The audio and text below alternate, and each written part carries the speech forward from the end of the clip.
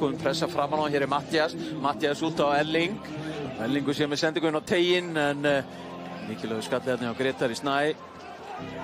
Víkingar halda hins vegar boltanum. Jón Guðni stillar honum upp, áður en að kemur með sendingu inn á teiginn, og hér eru Víkingar búin að komast yfir. Aron Elís Þrándarson að skora 3. mark sitt á leiktíðinni. Jón Guðni Fjóluson mættur með sína fyrstu stóðsendingu í deildinni. Og Íslandsmeistararnir, eftir að hafa sloppið hér fyrir örfáum mínútum síðan þegar að Sigurður Bjartur slapp einn í gegn, eru búin að ná forystunni. Sjáum hvað þeir gera hér. Taka góðan tíma.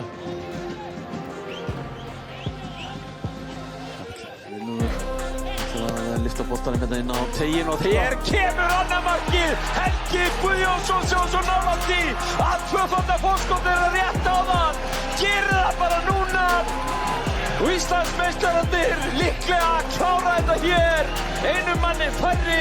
Frábær sending frá Karli Friðlefi og Helgi Guðjóns með gullskalla í fjærhófnið. Víkingur 2, FH 0.